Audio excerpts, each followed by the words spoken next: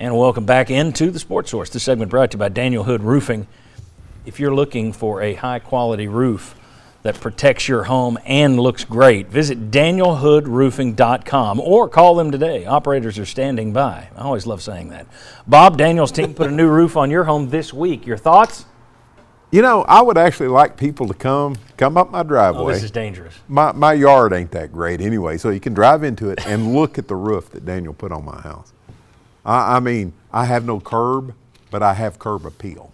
There you go. Daniel Hood Roofing can take care of your home as well. DanielHoodRoofing.com to learn more. Okay, take a look here. Athletic Director Danny White revealed this week that the classic VOLS sign, the orange sign with the white letters, that's just what I remembered when I was a kid, those will be returning to Neyland Stadium's south end zone. But because you got that new great big Jumbotron there dead center, they'll actually be putting a matching VOLS sign on the other side of it. So you'll have two of them.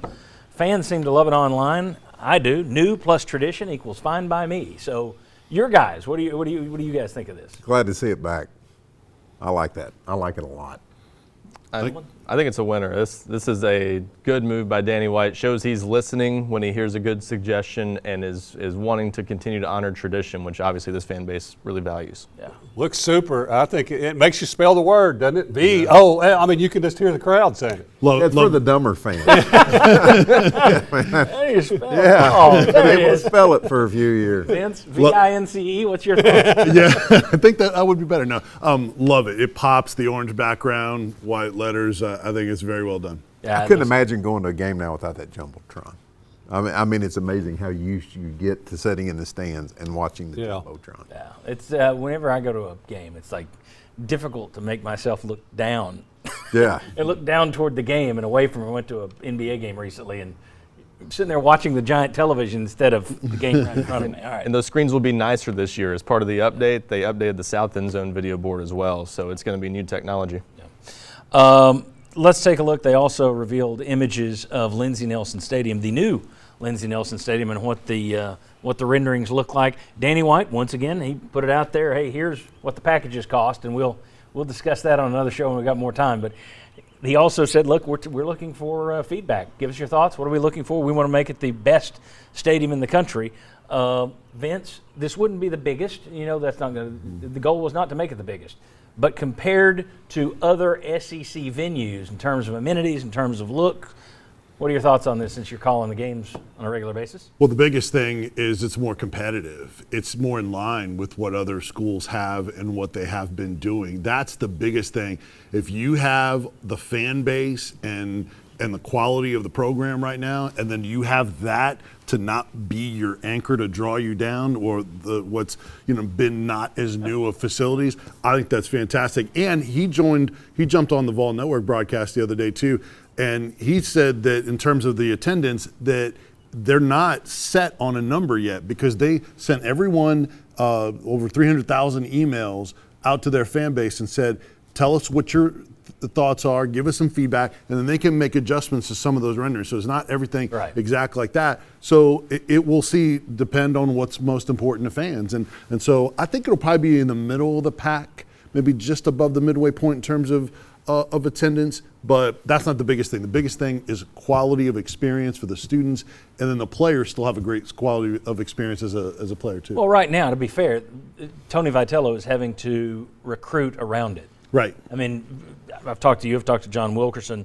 Basically, you've got Missouri that is clearly beneath Tennessee right now, and then there aren't a lot of others that you could say they're clearly below Tennessee. So you're down at the bottom. That's a good look, and you're right. That's a rendering of the sketches as is. Things can change, but even the sketches, it looks more like a top-level minor league, top-level college type of stadium. Right. Yeah. I was impressed by it. Ryan, your thoughts? I agree. It's a good look, and I'll be interested to see what they do with the attendance, because I was going to say one of the things I like most about it is it doesn't look like you're trying to overreact to the recent surge in interest, because I think the one concern I would have is you make this a 10,000 seat stadium, interest falls in a few years, and suddenly you've got a ton of empty seats. So I think it looks like a right-sized stadium from the renderings, but I like what they're doing with what they have. And one thought I wondered about was moving off campus for a year or two and just starting the whole thing over. But if you're not doing something like that, that looks like about the best you can do with the current footprint. You're right, Bob. You and I talked about this week when these renderings came out. There is a danger involved here in Overbuilding. in overbuilding, because right now the program is at an all-time high. I mean, you're playing for the right to call yourself one of the best in the history of the sport. So you're not going to stay at that level. You're probably going to stay good. I think as long as you've got Tony Vitello, you're going to stay a good competitive program. But does some of the newness wear off when you're fourth in the SEC, which is still great, still in the regionals, instead of 52-7 or 55 wins. Yeah, that's a different Program record. beast. Use So- Thompson Bowling as your guide.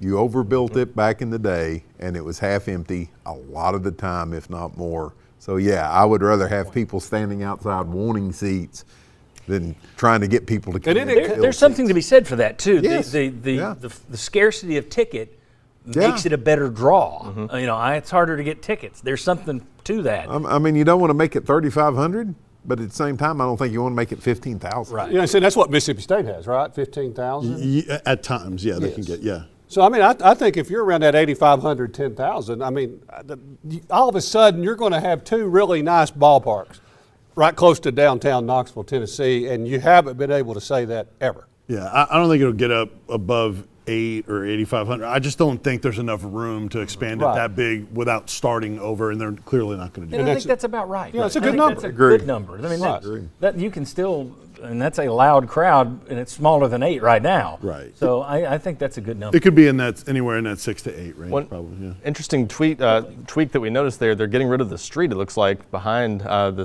stands there. So that would be a noticeable change to campus. Good stuff. Gentlemen, thank you for being here. Appreciate all of you coming in. We'll see you for a regular 90-minute show next Sunday right back here on the Sports Source. Thanks to you. Thanks to our sponsors. Have a good week. Good luck to the Vols today.